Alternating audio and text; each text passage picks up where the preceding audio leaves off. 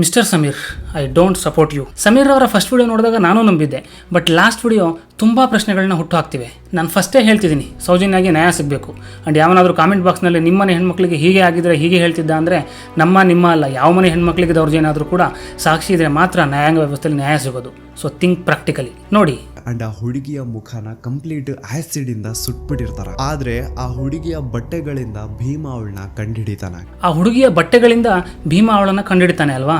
ಅವಳ ದೇಹದ ಮೇಲೆ ಸರಿಯಾದ ಬಟ್ಟೆಗಳಿರಲ್ಲ, ಒಳ ಉಡುಪುಗಳೆಲ್ಲ ಕಾಣೆ ಆಗಿರ್ತವೆ. ಬಾಡಿ ಮೇಲೆಲ್ಲ multiple fractures and clearly body ನೋಡಿ ಗೊತ್ತಾಗ್ತಾ ಇರುತ್ತೆ ಅವಳ ಜೊತೆ ನಡೆದಿದೆ ಅಂತ. ಅಂಡ್ ಅವಳ ದೇಹನ ಒಂದು ನ್ಯೂಸ್ ಪೇಪರ್ ಇಂದ ಕವರ್ ಮಾಡಿರ್ತಾರೆ ಹಾಳಾದವರು. ಬಾಡಿ ಮೇಲೆ ಸರಿಯಾದ ಬಟ್ಟೆ ಇರಲಿಲ್ಲ, ಬಾಡಿನ ನ್ಯೂಸ್ ಪೇಪರಿಂದ ಕವರ್ ಮಾಡಿರ್ತಾರೆ. ಅಂಡ್ ಬಟ್ಟೆಗಳನ್ನು ನೋಡಿ ಭೀಮ ಅವಳನ್ನು ಐಡೆಂಟಿಫೈ ಮಾಡಿದ್ದು ಹೇಗೆ? ಅಂಡ್ ನೆಕ್ಸ್ಟ್, ಆ ಕಡೆ ಭೀಮ ಗುಂಡಿನ ತೋಡ್ತಾ ಇರ್ಬೇಕಾದ್ರೆ ಈ ಕಡೆ ಪೊಲೀಸ್ ಅವ್ರಿಗೆ ಆ ಹುಡುಗಿಯ ಸ್ಕೂಲ್ ಬುಕ್ಸ್ ಇಂದ ಅವಳ ಅಡ್ರೆಸ್ ಸಿಕ್ಕಿರುತ್ತೆ. ಪಟ್ರಾಮೆ ವಿಲೇಜ್ ಅಂತ ಇರುತ್ತೆ. ಇದನ್ನ ಕೇಳಿಸ್ಕೊಂಡು ಭೀಮ ಹೇಳ್ತಾನೆ, ಸರ್ ಅಡ್ರೆಸ್ ಸಿಕ್ಕಿದೆಯಲ್ಲ, ಅಟ್ಲೀಸ್ಟ್ ಮನೆಯವ್ರಿಗೆ ವಿಷಯ ಆದ್ರೂ ತಿಳಿಸಿ, ಅವ್ರಾದ್ರೂ ಅಟ್ಲೀಸ್ಟ್ ಈ ಹುಡುಗಿಗೆ ಪ್ರಾಪರ್ ವೇಲಿ ಅಂತ್ಯಕ್ರಿಯೆ ಆದ್ರೂ ಮಾಡ್ಕೊಳ್ತಾರೆ ಅಂತ ಹೇಳಿ ಇಲ್ಲಿ ಭೀಮ ಅವ್ರ ಮನೆಯವರಿಗೆ ವಿಷಯ ತಿಳಿಸಿ ಅಂತ ಕೇಳ್ಕೊಂತಾನೆ. ಮಾಹಿತಿ ಕಚೇರಿಯವರು ಏನ್ ಹೇಳಿರ್ತಾರೆ ಅಂದ್ರೆ, ಅವಳು ಬಾಡಿನ ಒಂದು ಕಡೆ ಮಣ್ಣು ಮಾಡು ಅಂಡ್ ಅವಳಿಗೆ ಸಂಬಂಧ ಪಡುವಂತಹ ವಸ್ತುಗಳನ್ನ ಇನ್ನೊಂದು ಕಡೆ ಮಣ್ಣು ಮಾಡು, ಎರಡು ಒಂದೇ ಕಡೆ ಇರಬಾರ್ದು ಅಂತ ಕ್ಲಿಯರ್ ಇನ್ಸ್ಟ್ರಕ್ಷನ್ಸ್ ಕೊಟ್ಟಿರ್ತಾರೆ. ಇಲ್ಲಿ ಆ ಹುಡುಗಿಯರ ಬಿಲಾಂಗಿಂಗ್ಸ್ ಇದ್ರೂ ಕೂಡ ಅವ್ರ ಮನೆಗೆ ವಿಷಯ ತಿಳಿಸಲ್ಲ. ಅಂಡ್ ಆ ಹುಡುಗಿ ತುಂಬಾ ಚೆನ್ನಾಗಿ ಗೊತ್ತಿದ್ರು ಕೂಡ. ಆಮೇಲೆ ನೆಕ್ಸ್ಟ್, ದೇವಸ್ಥಾನದ ಸುತ್ತಮುತ್ತ ಎಲ್ಲಾದ್ರೂ ಯಾರಾದ್ರೂ ಭಿಕ್ಷೆ ಬೇಡ್ತಾ ಇರೋ ರೀತಿ ಕಾಣಿಸಿದ್ರೆ ಅವ್ರನ್ನ ಮೊದಲು ಹಿಡ್ಕೊಂಡು ಬಂದು ಚೆನ್ನಾಗಿ ಹೊಡೆಯೋದು. ಎಷ್ಟೋ ಸತಿ ಭೀಮನು ಸೇರ್ಕೊಂಡು ಆ ಭಿಕ್ಷಕರನ್ನ ಹೊಡೆದಿರ್ತಾನೆ. ಸೊ ಚೆನ್ನಾಗಿ ಅವ್ರನ್ನ ಹೊಡೆದು ಬುಕ್ ಮಾಡಾದ್ಮೇಲೆ ಅವ್ರಿಗೊಂದು ಬಸ್ ಟಿಕೆಟ್ ಮಾಡಿಸಿ ಮಂಗಳೂರು ಅಥವಾ ಸಕಲೇಶ್ಪುರ ಕಡೆ ಕಳಿಸ್ಬಿಡೋದು. ಹಂಗೆ ಕಳಿಸಾದ್ಮೇಲೆ ಅಪ್ಪಿ ತಪ್ಪಿ ಏನಾದ್ರು ಆ ಭಿಕ್ಷಕರು ವಾಪಸ್ ಧರ್ಮಸ್ಥಳಕ್ಕೆ ಬಂದು ಅಲ್ಲಿ ಭಿಕ್ಷೆ ಬೇಡ್ತಾ ಇರೋ ರೀತಿ ಏನಾದ್ರು ಕಾಣಿಸ್ಕೊಂಡ್ರೆ ಅವ್ರನ್ನ ಈ ಸತಿ ಹಿಡ್ಕೊಂಡು ಬಂದು ಬರೀ ಹೊಡಿತಾ ಇರಲಿಲ್ಲ, ಚಿತ್ರ ಹಿಂಸೆ ಕೊಟ್ಟು ಸಾಯಿಸೋರಂತ. ಸೊ ಇಟ್ ಮೀನ್ಸ್ ಅಷ್ಟೆಲ್ಲ ಒದೆ ತಿಂದ ಮೇಲೆ ಮತ್ತೆ ಭಿಕ್ಷಕರು ಧರ್ಮಸ್ಥಳಕ್ಕೆ ಬರ್ತಿದ್ರು ಒದೆ ತಿಂದು ಸಾಯೋಕೆ. ನೆಕ್ಸ್ಟ್, ಅದೇ ಒಂದು ನೇತ್ರಾವತಿ ನದಿ ತೀರದಲ್ಲಿ ಡೈಲಿ ಒಂದು ಹೆಣ ಬೀಳೋದು. ಇಲ್ಲಿ ನೇತ್ರಾವತಿ ತೀರದಲ್ಲಿ ಹೆಣ ಬೀಳೋದು ಅಂದ್ರು. ಅಂಡ್ ಈ ಮಹಿಳೆಯರದು ಹಾಗೂ ಅಪ್ರಾಪ್ತ ವಯಸ್ಸಿನ ಬಾಲಕಿಯರದು ಶವಗಳು ಭೀಮಗೆ ಧರ್ಮಸ್ಥಳದಲ್ಲಿ ಇರುವಂತಹ ರಜತಾದ್ರಿ, ಗೋದಾವರಿ, ಸಾಕೇತ್, ನೇತ್ರಾವತಿ, ಗಂಗೋತ್ರಿ ಅಂಡ್ ನರ್ಮದಾ ಈ ಒಂದು ಹೆಸರಿರುವಂತಹ ಲಾಡ್ಜಸ್ ಅಲ್ಲಿ ಅವುಗಳ ರೂಮ್ಸ್ ಅಲ್ಲಿ ಸಿಗ್ತಾ ಇದ್ದಿದ್ದು. ಅಂಡ್ ಎಲ್ಲಾ ಲಾಡ್ಜಸ್ ದಣಿಗಳದು. ಇಲ್ಲಿ ಹೆಣಗಳು ಲಾಡ್ಜ್ ನಲ್ಲಿ ಸಿಗ್ತಿದ್ವಿ ಅಂತಿದ್ದೀರಾ, ಯಾವ್ದು ಸತ್ಯ?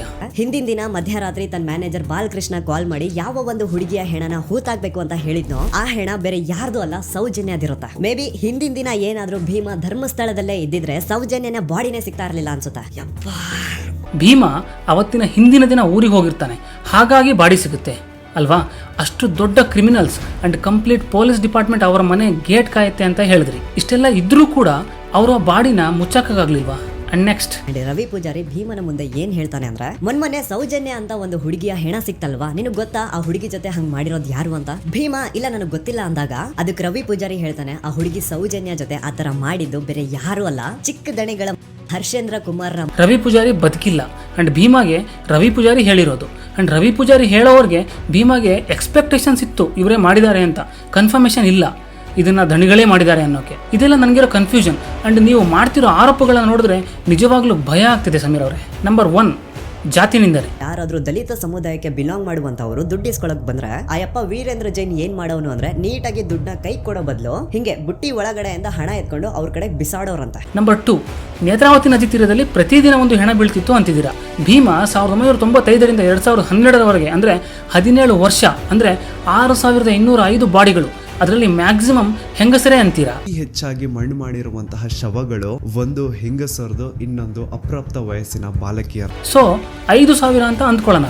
5,000 ಹೆಂಗಸರನ್ನ ರೇಪ್ ಮಾಡೋದು, is that humanly possible? And point number 3, direct allegations on police department. Belthangady police ಅವರು ಪ್ರತಿ ತಿಂಗಳು 1ನೇ ತಾರೀಕು ವೀರೇಂದ್ರ ಜೈನ್ ನ ಮನೆ ಮುಂದೆ ಬಂದು ನಾಯಿಗಳ ತರ ನಿಂತಿರೋರಂತೆ. ಅಂಡ್ ವೀರೇಂದ್ರ ಜೈನ್ ಬಂದು ಅವ್ರಗಳಿಗೆ ಬಿಸ್ಕೆಟ್ ತರ ಹಣ ಹಂಚ್ತಾ ಇದ್ದಿದ್ದು. ಅಂಡ್ 4, ಭೀಮಾ ಅಷ್ಟೇ ಅಲ್ಲ, ಅಲ್ಲಿನ ಸಾವುಗಳು ಪೊಲೀಸ್ನವ್ರಿಗೂ ಕೂಡ ಗೊತ್ತಿತ್ತು ನಿಮ್ ಪ್ರಕಾರ. And the important point is, ಆ ನಕಲಿ ಧರ್ಮಾಧಿಕಾರಿ ಇದಾನಲ್ವಾ, ಅವನ್ಗೆ ಹೋಗ್ಬಿಟ್ಟು ಕೇಳಿ, ಅದೆಲ್ಲ ದಣಿಗಳು ಮಾಡಿಟ್ಟಿರುವಂತಹ ಕರ್ಮಕಾಂಡಗಳನ್ನು ನೀವಿನ್ನೂ ಆ ನಕಲಿ ದೇವಮಾನವ ವೀರೇಂದ್ರ ಜೈನ್ ಅಂಡ್ ಅವ್ರ ಇಡೀ ಕುಟುಂಬನ ಸಪೋರ್ಟ್ ಮಾಡ್ತೀರಾ ಅಂತಂದ್ರೆ ನಾಚಿಕೆ ಆಗ್ಬೇಕು ನಿಮ್ಗಳ ಜನ್ಮಕ್ಕೆ. ನೀನು ಅಷ್ಟು ನೀಚವಾಗಿ ಮಾತಾಡ್ತಾ ಇರೋ ಆ ವ್ಯಕ್ತಿ ಯಾರೋ ಸಾಮಾನ್ಯ ಮಸೀದಿಯ ಮೌಲ್ವಿ ಅಲ್ಲ, ಒಬ್ಬ ಪದ್ಮಭೂಷಣ ಪದ್ಮವಿಭೂಷಣದಂತಹ ಅಂತಾರಾಷ್ಟ್ರೀಯ ಮಾನ್ಯತೆ ಪಡೆದಿರುವ ವ್ಯಕ್ತಿ. ಅವರೇ ತಪ್ಪಿತಸ್ಥರು ಅಂತ ಪ್ರೂವ್ ಆಗದೆ how? And the main point is, ಇದನ್ನ ನೋಡಿ, ಈ ಸತಿ ಬೀದಿಗಿಳಿದು ಪ್ರತಿಭಟನೆ ಮಾಡಲೇಬೇಕು.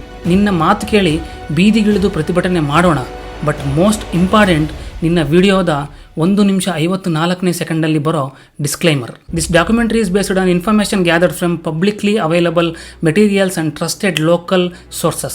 We have not directly interviewed any eyewitnesses, victims or legal professionals associated with the case.